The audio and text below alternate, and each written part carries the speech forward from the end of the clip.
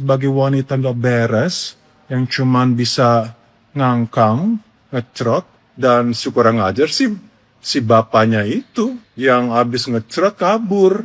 Terus yang besarin anaknya orang lain, si Onsen. Gimana?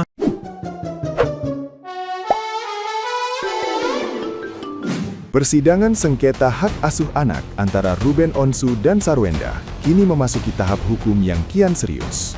Proses peradilan tersebut diwarnai isu krusial mengenai dugaan pemanfaatan anak untuk kepentingan komersial secara berlebihan.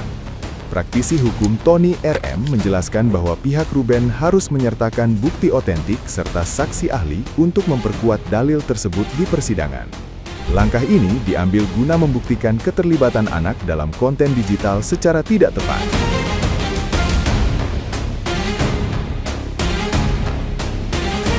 Jika majelis hakim menilai tindakan pemanfaatan anak tersebut terbukti secara sah, Sarwendah terancam dapat dijerat sanksi pidana.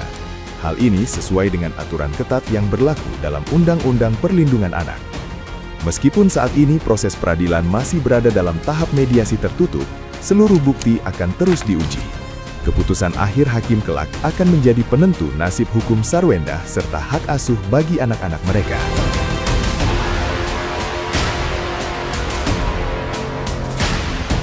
Nah, gimana nih menurut netizen yang terhormat? Silahkan berkomentar ya. Bagaimana bisa anak lo disuruh live? Halo Ben, kamu lupa atau amnesia sih? Jejak digital ada lo. Kamu pernah live juga sama anak kamu dan anak kamu membaca tappingan netizen juga ya. Anakmu juga ada baca tappingan orang saat kamu jualan. Jadi laki-laki jangan NPD deh Ben. Kalau ada masalah rumah tangga itu diselesaikan secara pribadi, secara rahasia. Tidak harus kamu umbar-umbar di sosmed, tidak harus kamu podcast sana sini, klarifikasi sana sini. Sedangkan mantan istri lu diam-diam aja. Sementara mantan istri lo ya kan sampai sekarang masih tutup mulut, tidak mau seperti kau ya terlalu banyak mengumbar-umbar masalah rumah tangga kalian. Ya kalau kau sudah mengumbar-umbar masalah rumah tangga kalian, kau harus terima kalau netizen itu ikut campur di dalam permasalahan rumah tangga kalian. Ya, segeralah kamu sadar lelaki MPD. Endah, sadar. Dari pihak lu ya yang menyampaikan kuasa hukum lu katanya kecewa. Bilang katanya kenapa mantan suami Endah melaporkan menggugat hak asuh anak sebelum adanya pertemuan tanggal 11 Juli nanti. Kalau yang pada ngatur orang mau menggugat mau tanggal berapa kek, mau hari apa kek, terserah. Lagian dari pihak mantan suami aja sudah bilang ya, walaupun saya sudah menggugat hak asuh anak, kalau mau ada pertemuan 11 Juli, ayo kita bertemu, ayo kita mediasi ya. Tapi kan yang resmi membatalkan mediasi dan pertemuan di tanggal 11 Juli itu kan dari pihak lo Endah ya. Kuasa hukum lo tuh dilatih, makanya benar. Yang jelas, please jangan bikin blunder ya, jangan bikin pusing. Udah ya, yang membatalkan siapa, yang kecewa siapa. Yang harusnya kecewa tuh mantan suami lo Endah ya, bukan lu, bukan dari pihak lu ya. Udah deh, udah 95.000 menandatangi petisi pemboikotan Endah. Ingat, jangan sampai kasus ini menghancurkan karir lu selama-lamanya. Si Wenda katanya pindah rumah ya guys ya. Apakah itu benar? Kemarin itu kan baru ada mediasi hak asuh anak kalau nggak salah, yang dimana si Wenda sama Kak Ruben Onsu itu dipertemukan gitu guys. Dan terus kan membahas soal perpindahan rumah ya guys ya. Dan katanya si Wenda itu tuh sudah mengabarkan Kak Ruben Onsu via chat. Dan tetapi Kak Ruben Onsu itu tuh nomornya udah ganti dan nggak aktif. Dan padahal katanya anaknya Kak Ruben Onsu tuh udah tahu kalau Kak Ruben Onsu tuh ganti nomor. Dan kenapa kenapa si Wenda ini tidak mengecek gitu. Dan katanya tuh ada sebuah video ya guys ya, yang katanya si Wenda itu ngomong, katanya untuk yang renovasi rumah itu tuh duitnya dia sama duit almarhum bapaknya. Dan baru ketahuan ya guys ya, kalau rumah tersebut itu direnovasi itu pakai duitnya Karuben Onsu yang ditransfer 250 juta selama 41 kali. Kalau di total 11,2 miliar guys. Dan ada fansnya si Wenda yang bilang katanya rumah tersebut kalau di total itu kan 86 miliar guys ya. Dan Karuben Onsu itu mengeluarkan uang cuma 11,2 miliar. Dan sisanya itu duitnya itu tuh si Wenda yang ngeluarin. Lu statement dari mana? Gue tanya begitu. Baca makanya. Kata gue ya, fansnya si Wenda ini tuh kagak bisa nerima fakta gitu. Ya emang sih ya, fakta itu tuh menyakitkan. Nah, lu denger dah tuh kata pengacaranya Karuben Onsu tuh, Bang Minola tuh. Fakta itu menyakitkan. Kayak mana sih? Kebenaran itu menyakitkan. Padahal masih menaruh harapan, ya Ruben Onsu heran kenapa kepribadian Sarwenda berubah. Disclaimer, gue cuman ngerangkum dari berita digital ya. Buat warga-warga gue yang emang mager baca. Acikidot. Warga sini pada ngumpul ya, babak baru ya dari Karuben Onsu sama Sarwenda nih. Ya jadi gini nih, di tengah proses sengketa hak asuh anak yang masih berjalan, ya sahabatnya Karuben ya, Bang Nanda Persada ya bilang kalau Karuben ternyata masih menyimpan harapan nih buat damai sama Sarwenda. Kata Karuben masih tetap menghormati mantan istrinya, cuma yang bikin dia kecewa ya, Karuben ngerasa Sarwenda sekarang udah beda dari yang dulu dia kenal. Menurut pengakuannya Bang Nanda ya, Karuben tuh bahkan menduga perubahan itu ada pengaruh dari orang-orang sekitar Sarwenda. Ya, meski begitu, Karuben disebut belum menutup pintu komunikasi. Ya, fokus utama tetap anak-anak.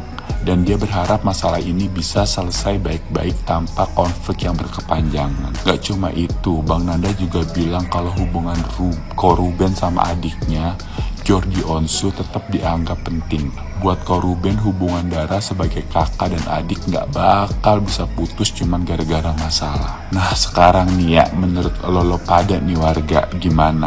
Masih ada peluang gak nih Karuben sama Sarwenda buat berdamai demi anak-anak? Atau konflik ini bakalan terus berlanjut? Coba lo komen. Jangan pada mager.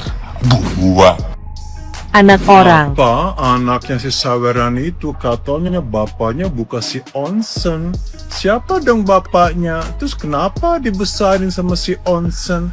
Kalau kita sebagai orang ibu tahu anak yang kita lahirin itu yang cerotin laki-laki lain, terus mau dibesarin sama si Onsen. Gak tau dari banget ya. Terus tujuannya apa sekarang? Ya malu kan anaknya. Anaknya kan bukan baby yang umur 6 bulan. Dia bisa ngerti. Apalagi udah bisa kuda-kudaan kan sama si papinya cerot itu. Kayak gitu. Terus EGP mau anak siapa? Memang yang untung siapa? Kami nggak ada untungnya. Memeraih kembali itu anaknya. Terus bapaknya kemana aja ngecerotin? Mau itu bayi tabung gas melon kek, mau dicerotin. Terus kemana bapaknya? Enak banget ya, modal ngecerot doang. Terus yang besarin si Onsen. Tetep aja si Onsen, dia kalau memang dia biayain dari orok, dari brojol, sampai umur sekarang udah lumayan gede, ya dia sebagai bapak yang modal cerot aja laki apa itu mau kondo. Kok bisa sih bergaul mau kondo? Aku sih bener-bener gak ngerti ini berita bener gak sih? Kalau Saweran itu umumin bahwa anaknya itu bukan dari Onsen. So, EGP, emang gue pikirin hanya mempermalukan diri kita sebagai wanita gak beres yang cuman bisa ngangkang, ngecerot, dan kurang ajar sih si bapaknya itu yang habis ngecerot kabur. Terus yang besarin anaknya orang lain si Onsen. Gimana sih? Blunder banget deh. Cocok masuk partai say, jadi politikus. Cocok deh. Kalau begini pusing gue. Aku mau main tenis dulu ya.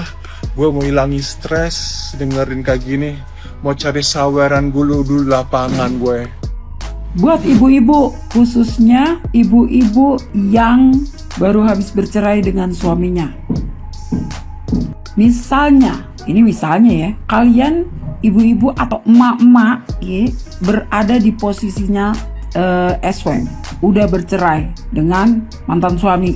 Nah, kalian mau pindah rumah karena rumah tersebut itu diributin gitu. Sedangkan sekarang kalian lagi bawa anak kalian. Nah, apakah pertanyaannya, apakah kalian akan minta izin dulu ke mantan suami untuk pindah rumah, ataukah kalian akan pindah aja? Apalagi yang perceraiannya itu dilandasi karena sesuatu hal gitu ya.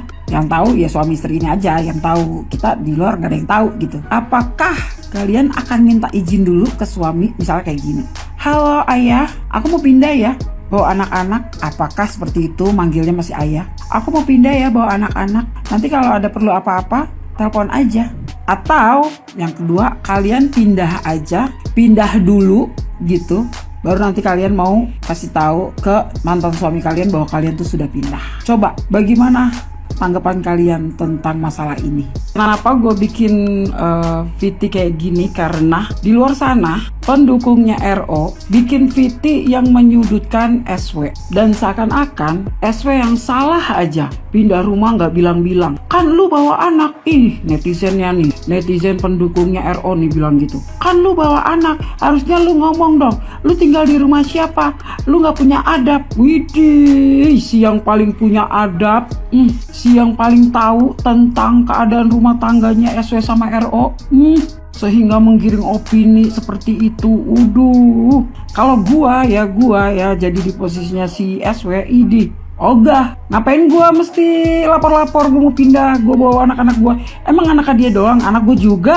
Itu masih baik ya, masih mau tuh nelponin si RO meskipun mungkin sudah diblokir ya. Kalau gua jadi SW, ogah, gua ngapain izin-izin ya kan. Orang anak-anak gua juga emang anaknya dia. Bagus gua pindah, nggak pindah diributin. Maunya apa sih lu? Heran. Akan saking berwibawanya si Onsu menjadi manusia di muka bumi ini, menjadi manusia yang hebat ya. Katanya dia gini, mungkin gak selama 11 tahun gue itu gak tahu rahasia mantan istri gue. Kan gak mungkin, semua orang itu pasti punya rahasia. Tapi gue tidak merasa itu gue jadikan senjata. Tuh kalimatnya, gue tidak merasa itu, atau gue gak kepikiran bahwa kejelekan mantan istri gue akan gue jadikan senjata untuk merebut anak-anak gue atau untuk saling menjatuhkan di medsos ini. Pokoknya intinya begitu. Di sini kita fokus itu cuma masalah anak. Kurang apa lagi si Onsu? Kurang nahan diri apa lagi si Onsu menghadapi manusia-manusia haram jadah? Kurang apa lagi? Kurang sempurna kayak gimana lagi kalau standar kita manusia sekarang nih? Kurang hebat apa lagi? Kurang bertanggung jawab apalagi selama ini yang dia berikan ke mantan istri? Coba, kurang apanya? Iya, kurang apa coba? Sehingga Eda-Eda yang sering menggonggong itu kok kayaknya benci kali sama Onsu. Kayaknya nggak ada kebaikan si Onsu gitu.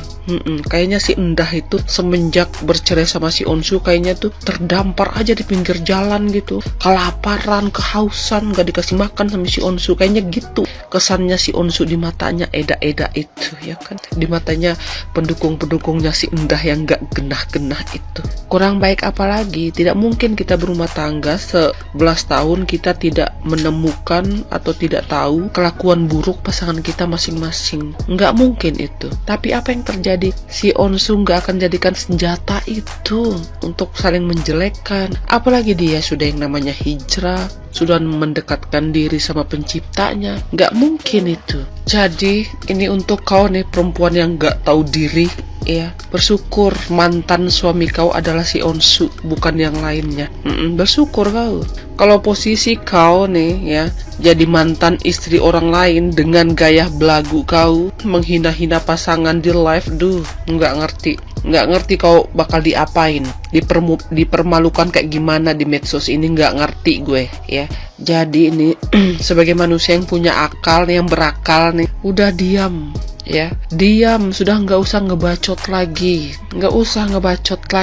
ikutin saja itu kemauannya si Onsu, toh juga itu demi anak-anak, ya kan. Kalau kau seandainya kemarin itu tuh, ya, jadwal anak yang 3 hari di Ruben 4 hari di kau itu tuh jalan tanpa ada kendala, nggak mungkin ada hal-hal begini. Mau kau lab sama Mukundu kah, labnya mecum-mecuman, ange-angean, bodoh teing. Kalau si Ruben mah bodoh teing, kau itu sudah nggak dianggapnya, paham kau? Nggak usah merasa yes, nggak usah merasa cantik kau. Jengkel kali aku setelah melihat podcastnya Bang Nanda, kayaknya sedih gitu ngedengar ceritanya dia, pengorbanannya dia gitu loh. Aduh, nggak ada mantan suami seperti si Onsu zaman sekarang yang mau menafkahi kau sampai 200 juta yang tadinya 75 juta anjir, sampai pengen kali aku kerauk mukamu itu yang nggak tahu diri itu.